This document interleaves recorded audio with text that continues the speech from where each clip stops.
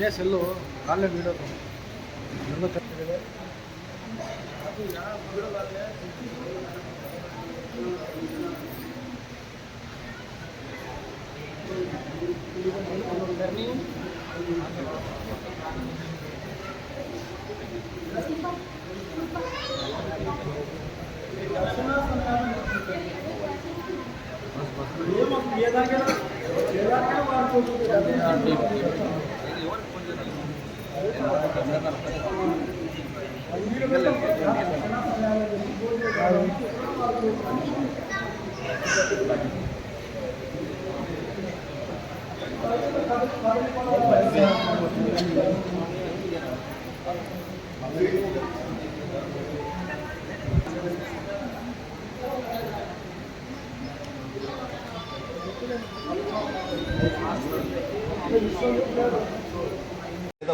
ప్రకృతిని కలిసిపోయే విధంగా ప్రత్యేక ద్రవ్యాలతోటి సుగంధ ద్రవ్యాలతోటి ఏర్పాటు చేస్తాం. సో ఈరోజు అటికాయలు చేస్తాం.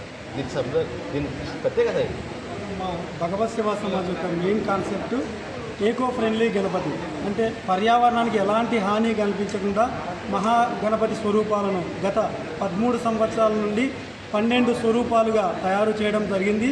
ఇది 12వ సంవత్సరం. ఒక్క సంవత్సరం మాత్రం కరోనా కారణం వల్ల నిర్వహించలేకపోయినాము.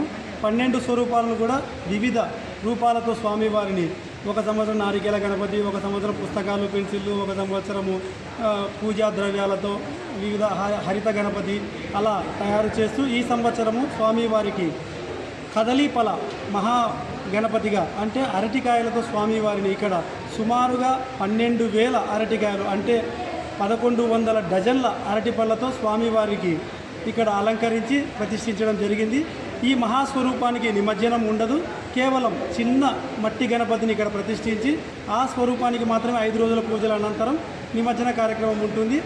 ఈ స్వరూపాన్ని 5 రోజులు పూజించిన తరువాత ఆ ఫలాలను తిరిగి భక్తులకు ప్రసాద రూపంగా ఇవ్వడం జరుగుతుంది. మిగిలిన ఫలాలను గోశాలకు బహుమతిగా ఇవ్వడం జరుగుతుంది.